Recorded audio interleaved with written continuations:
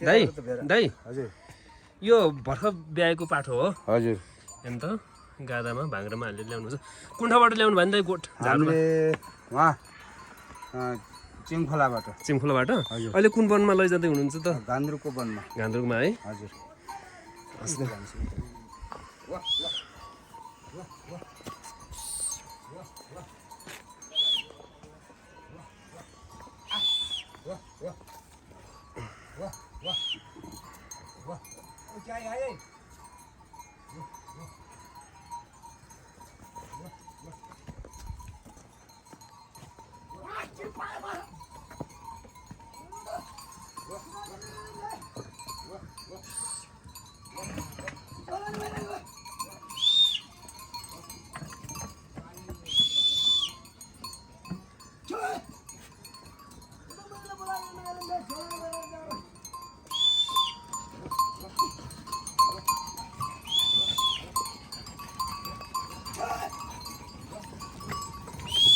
आमा लेकबाट अलिकति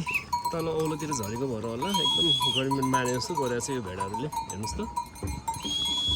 राम्रो राम्रो भेडा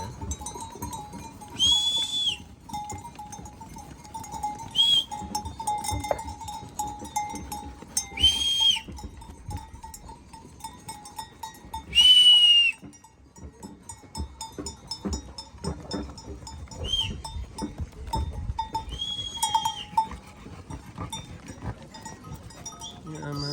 बिचरा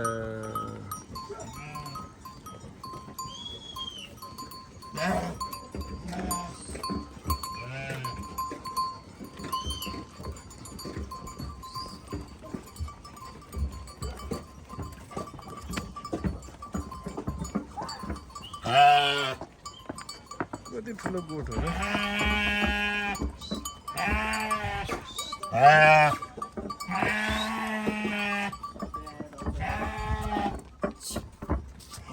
कति धेरै पाठाहरू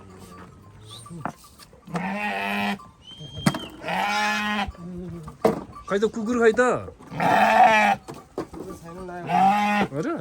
हुँ छोडेर आएको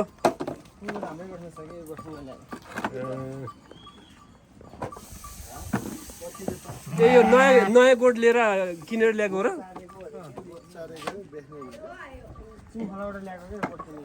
चिम्खोलाको नयाँ गोठ किनेर ल्याएको रे के